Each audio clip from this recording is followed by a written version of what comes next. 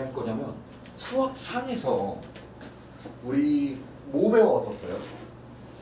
수의 체계 중에 복소수 배웠었죠. 복소수는 뭐하고 뭐로 나눠져요? 실수와 허수로 나눠집니다. 맞습니까? 그러니까 잘 들어봐봐요. 이 허수를 배울 때 쌤이 무슨 얘기를 했었냐면 얘들아 허수 자체가 되게 중요해요. 나중에 극좌표계를 배울 때 쓸만합니다.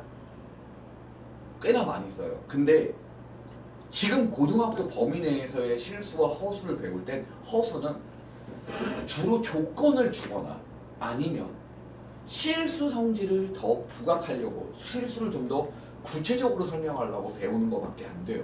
쌤이 볼 땐 그래요. 여기서 복소수라는 걸 직접적으로 써서 무언가를 하는 개념은 고등학교 범위 내에 아예 없습니다. 오케이?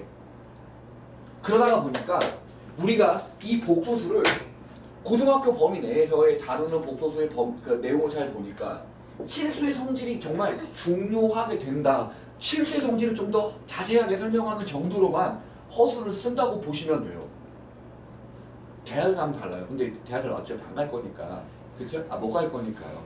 조금 이제 우리는 실수나 제대로 알고 가자라고 생각하시면 됩니다. 자, 첫 번째.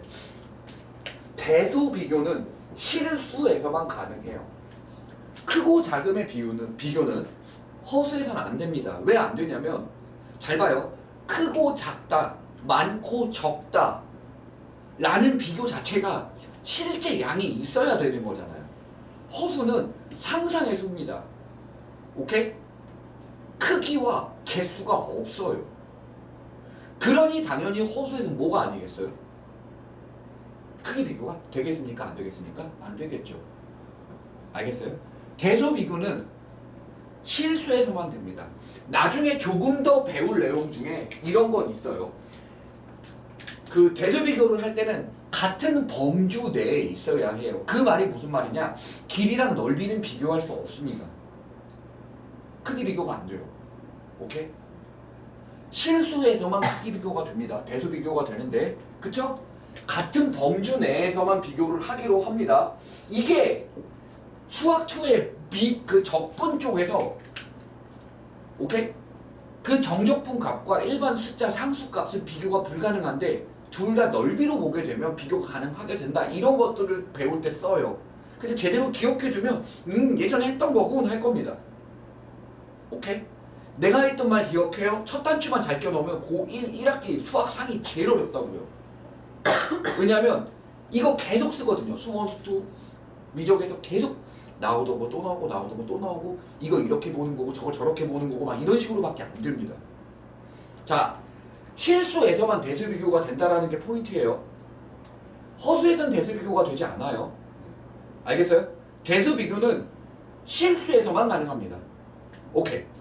그 대수 비교하는 방법이 뭐가 있냐면 첫 번째, 차를 구했을 때 앞에 거에서 뒤에 거를 쳐 뺐을 때 양수면 얘가 무슨 말이에요? 누가 더 큰 거예요? A가 더 큰 거겠죠. 넘겨서 이항시켜서 확인해 보면 되겠죠. 두 번째, 뭐 있어요? 음수가 되면 누가 더 큰 거예요? B가 더 큰 거죠. 단, 이 차를 이용한 대수 비교를 할 때는 이럴 때 A, B의 부호가 관계가 아예 없습니다. 그냥 모이기만 하면 돼요. 두 수를 쳐 빼서 양수면 A가 큰 거예요. 앞에 게 큰 거고 둘을 빼서 음수면 뒤가 큰 겁니다. 그것만 기억하시면 돼요. 이럴 땐 A가 B보다 큰 A, B가 양수네 음수네 이딴 얘기가 필요가 없어요. 자, 조금만 더 가보죠. 잘 봐요. 이거를 설명하면서 조금 더 필요한 게 뭐가 있냐면 절대값의 개념은 뭐였어요, 얘들아? 원점으로부터 떨어진 거리죠. 맞습니까? 이해했어요? 그런데 제곱값이 있다고 생각을 해보죠. 제곱값은 x가 양수가 됐던 음수가 됐던 오케이? x가 양수가 됐던 음수가 됐던 거리의 제곱이라고 생각해버려도 되죠. 왜요? x가 양수여도 제곱하면 양수 나오고 음수여도 제곱하면 양수가 나오기 때문에 거리라는 거에 제곱이라고 생각하시면 되는 거죠. 맞습니까? 그럼 절대값 x와 x제곱은 뭘로 바라보면 돼요? 거리의 제곱값이구나, 거리구나 라고 바라보면 되겠죠. 잠깐만 봐봐요. 언제나 이게 성립할까요? 언제나 이게 성립할까요? 그렇지 않아요. 왜 그러냐면 얘 1이고 얘 마이너스 5여봐요. 제곱해봐요. 다르죠. 그래서 뭘로 받아들이라고요? 내가? 거리의 제곱으로 받아들이라 이거예요. 오케이? 그러면 이게 성립할 때는 언제만이에요? A, B가 둘 다 모일 때만? 양수일 때만 이게 가능하죠. 하나는 양수고 하나는 음수면 틀려요. 그리고 이거 둘 다 음수잖아요? 그럼 부등호 바뀌어야 합니다. 이해하셨나요? 쌤 말 알아듣겠습니까? 예. 이해했죠? 그래서 대소 비교를 할 때 단순하게 차를 이용해서 양수 음수를 비교한다면, 오케이? 단순히 양수 음수를 비교한다면 뭐고요? 부호가 상관없는데 그걸 제곱해서 활용하려고 한다면 반드시 모여야 해요. 양수값일 때만 제곱한 게 동일해요. 이걸 우리 뭐라고 부르죠? 동치, 필요 충분 조건. 이 되려면 A, B가 양수여야 해요. 알아보겠습니까? 됐나요? 계속 갈게요. 지금 나는 여기서 조금 더 이야기를 끌고 나가고 싶어요. 하지만 일단 잠깐만요. 여기서 이야기가 더 펼쳐져야 해요. 자, 대수 비교하는 두 번째도 있습니다. 어떤 거냐면요, 나누는 방법도 있어요. 대신에 그럴 때 비교는 1보다 크다 작다로 하는데요, 이럴 때는 A, B가 모일 때만이에요. 양수일 때만 성립해요. 잘 봐요. 대수 비교를 하는 방법 중에 하나가 뺀다, 두 번째가 나눈다예요. 근데 뺄 때는 0보다 크다 작다고요, 나눌 때는 1보다 크다 작다가 돼요. 알아보겠어요? 이해해요? 됐죠? 이해해요? 이게 실수에서 대수 비교하는 방법들이에요. 당연히 제곱 후 나눈다 이런 건 또 부호까지 생각해 주셔야 해요. 알겠습니까? 네. 실수 성질에 대수 비교하는, 그러니까 실수라서 대수 비교가 되는 게 있고요. 또 뭐가 있냐? 실수니까 제곱하면 반드시 뭐보다 크거나 같다예요. 0보다 크거나 같다가 꽤나 많이 중요하게 쓰일 겁니다. 됐습니까? 그리고 하나 더 있었죠? 두 실수의 곱이 0이면 둘 중에 하나는 0, 또는 세 실수의 곱이 0이면 셋 중에 하나는 0. 이거 뭐 할 때 썼었어요? 방정식, 부등식 풀 때 썼었죠. 알아먹어요? 어렵나요? 괜찮죠? 말 이해해요? 자, 이제 보죠. 자, 실수 성질은 저 정도로 봐보죠. 여기서 좀 더 흘러가 볼게요. 자, 보죠. 항등식이 뭐였어요? 항등식이 뭐였죠, 친구들? 항상 성립하는 거였죠. 항상 등호가 성립하는 식이라는 게 항등식이잖아요. 그러면 항상 성립하는 부등식은요? 항부등식인가요? 네. 그걸 절대부등식이라고 합니다. 근데 쌤, 저희는 절대부등식을 여기서 처음 배우는 거 아닌가요? 아니에요. 니네 이미 절대부등식 배웠었어요. 내가 보여줄게요.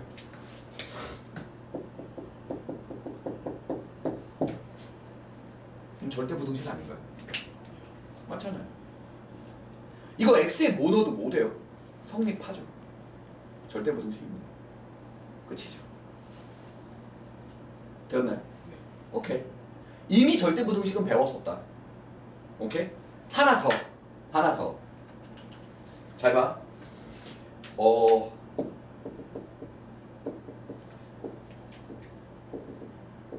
삼각 절대부등식, 이게 뭐냐면 삼각형 성립 조건 중에 뭐가 있어요? 두 변의 길이의 합은 나머지 한 번보다 무조건 길죠. A, B, C가 모일 때만, 삼각형의 세 변일 때만. 삼각형 성립 조건이었죠. 어때요? 절대부등식 이미 배웠었죠. 이해했나요? 오케이. 다 왔죠. 됐어요? 자, 잘 봐요. 단원상 내가 이쪽에다가 초점을, 그러니까 대소비교 쪽에 초점을 맞췄지. 내가 복소수를 처음 설명했을 땐 실수의 제곱은 0보다 크다고, 크거나 같다고, 두 실수의 곱이 0인데 둘 중에 하나가 0이다라는 건 이미 우리가 포커스를 맞춰서 했었어요. 왜냐하면 방정식 부동식에 방정식을 푸는 해 조건이었잖아요. 그렇죠? 근데 이번 시간엔 이런 얘기를 좀 해보도록 하죠. 됐습니까? 여기까지? 이거 지워도 되나요? 여기? 여기까지 이해했죠? 자, 갑니다.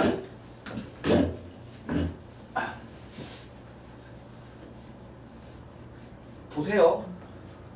혹시 중학교는 나왔나요? 네. 네. 혹시 중학교 졸업했나요?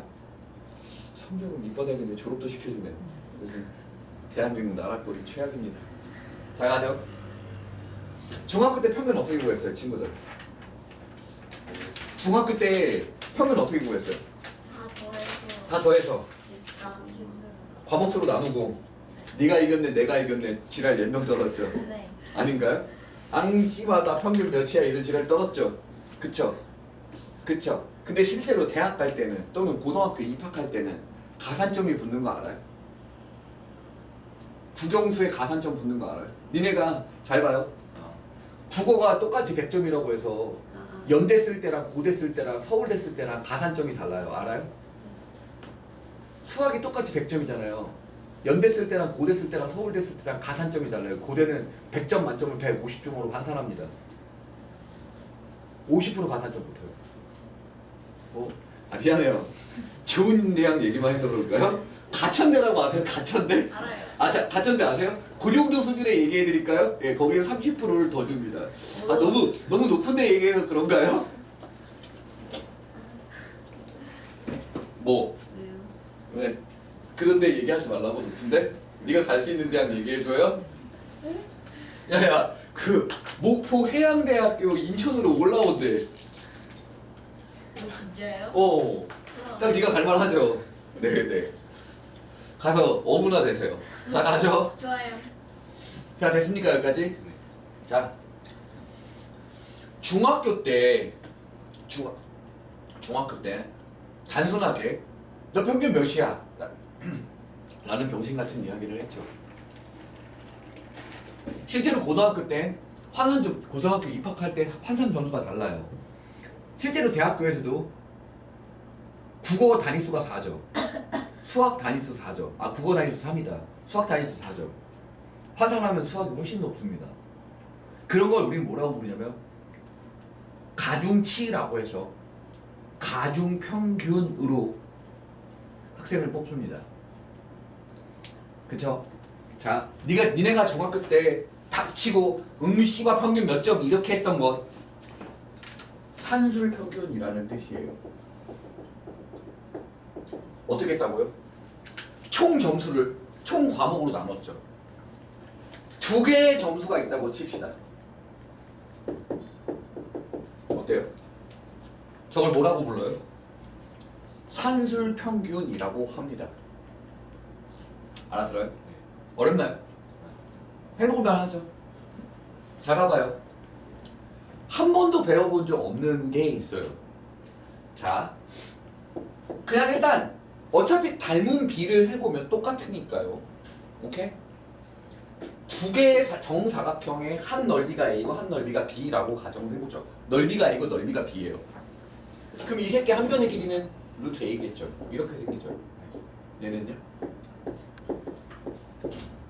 됐습니까? 얘는 루트 A 곱하기 루트 A고 얘는 뭐예요? 루트 B 곱하기 루트 B고 두 개의 넓이에 대한 평균을 이렇게 한 변씩 끌어와서 쓰는 걸 기하평균이라고 합니다. 넓이에 대한 평균을 뜻한다라는 의미에서 기하평균이에요. 알아보겠습니까? 못 알아듣겠는 거야? 없죠? 이해해요? 됐나요? 자, 단어 뜻을 잘 기억해 두셔야 돼요. 산술평균이 뭐매, 기하평균이 뭐네, 이거죠. 자, 됐습니까? 그럼 뭐를 해볼 거냐면 봐봐요. 반드시 성립하는 절대 부등식 형태로 얘를 만들어 볼 거예요. 대신에 약간의 조건이 필요합니다. 두 AB는 양수라는 조건이 필요해요. 0일 수도 없어요. 양수라는 조건이 필요합니다. 오케이? 이유는요. 산술평균이라는 단어 자체도 우리가 오케이? 양수값에서만 계산을 하게 되고요. 넓이값이 음수가 나올 수는 없죠. 맞습니까? 기하평균이라는 단어 자체도 넓이에 대한 평균값이기 때문에 뭐예요? 양수가 나올 수 없습니다. 됐습니까? 조건 자체가 A, B가 양수인 상황입니다. 이제는 꽤나 중요한 이야기가 펼쳐질 겁니다. 됐죠? 이거 머릿속에 잘 기억할 수 있겠어요? 오케이? 양수인 범위 내에서만 절대값의 제곱의 부등호의 방향과 그냥 A, B의 부등호의 방향이 같다라는 거겠죠. 됐습니까? 자, 이제 시작해보죠.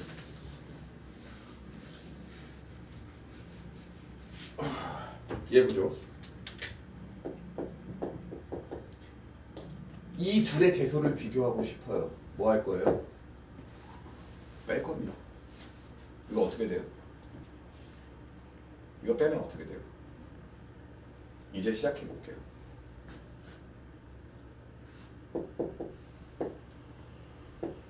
이렇게 표현을 해도 돼요? 어때요? 되었나요?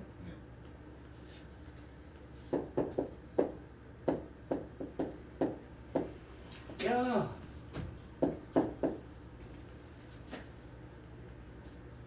됐습니까? A가 양수였으니까 얘 실수죠? B가 양수였으니까 얘 실수죠? 실수는 실수죠? 얘 반드시 뭐보다 크거나 같아요? 보다 크거나 같죠? 그럼 항상 누가 커요? 얘가 크다는 얘기죠. 첫 뺐는데 양수면 안 그렇게 크다라고 했잖아요. 근데 여기서 반드시 제일 중요하게 봐둬야 될 게 뭔지 아세요? 이겁니다. 등호가 언제 성립해요?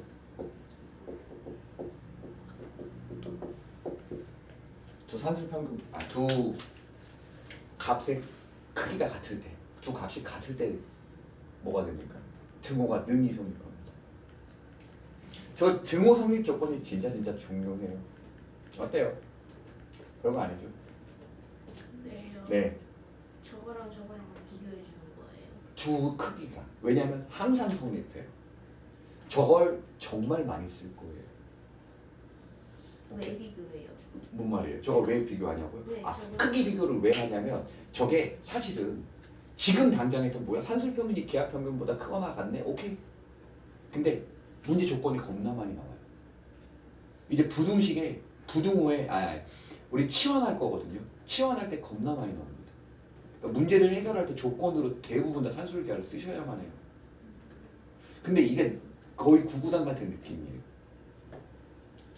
그래서 기본적으로 알고 있어야 나중에 다른 문제를 해결할 때 필요하고요. 실제로 이 산술평균이 기하평균과 해당하는 문제는 좀 이따 주어져요. 크게 뭐 이렇게까지 뭐 어려운가 할 정도로 기본적인 내용들은 주어지는데 이게 중요한 게 아니고 그 미래를 위해서 지금 미리 외워놔야 돼요. 여기까지 알아먹었죠? 어려운 거 있어요? 없죠? 산술평균, 기하평균 누가 더 큰지 이해하겠어요? 산술평균이 더 크거나 같다. 등호가 언제 성립한다? 같을 때. 왜요? 이거는 둘이 같아야 0이 되는 것밖에 없잖아요. 이거 말고는 아예 없죠. 됐습니까? 근데 다 왔어요. 잘 봐봐요. 이거 지워도 되죠? 이제 산술평균에 관련된 이야기가 거의 다 왔습니다. 첫 번째 봐봐요. 잘 봐봐. 2분의 A 플러스 B죠. 2 넘길 수 있죠. 합이죠. A 플러스 B 합이잖아요. 합은 항상 뭐보다 크거나 같다요. 2 루트 AB보다 크거나 같다죠. 오케이.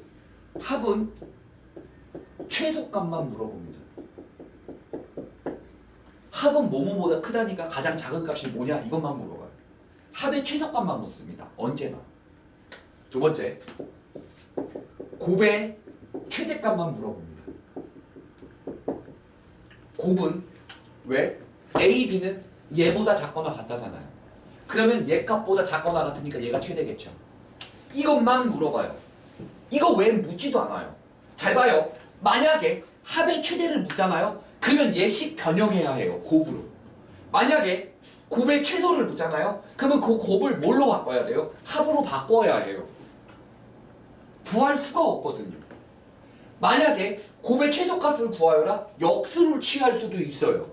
그런 식으로 무조건 변형을 통해서 오케이? 합은 뭐만 물어보고요? 최소만 물어보고 곱은 뭐만 물어봐요? 최대만 물어봅니다. 알겠어요?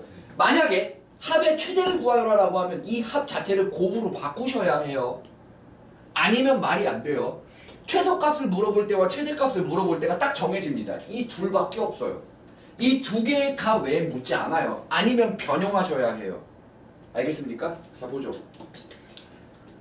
합의 최소값이 주어질 때, 그러니까 합의 최소값을 물어볼 때는요 반드시 뭐가 주어지냐? 곱이 주어지든가 아니면 문자가 발목을 잡으니까 문자끼리의 역수 관계의 식이 주어집니다. 그래야 문자가 날아가거든요. 저거 외엔 구하는 방법이 없습니다. 묻지도 않아요. 알겠나요? 계속 가죠. 곱은 뭐만 물어봐요? 최대만 물어보는데. 오케이? 잘 생각해봐요. 합이 주어져야 돼요. 아니잖아요? 아니잖아요? 그럼 문제를 바꾸셔야 합니다. 무조건 합이 주어져 있던가 아니면 문제를 바꿔야 해요. 이거 무슨 말인지 알겠죠? 산소평균이 기하평균보다 왜 크거나 같다. 이거 다 이해했습니까? 자, 산소평균, 기하평균 이거 왜 묻지 않고요? 증오성립 조건 존나 중요합니다. 됐습니까? 진짜 이것만 물어봐요. 보여드릴게요.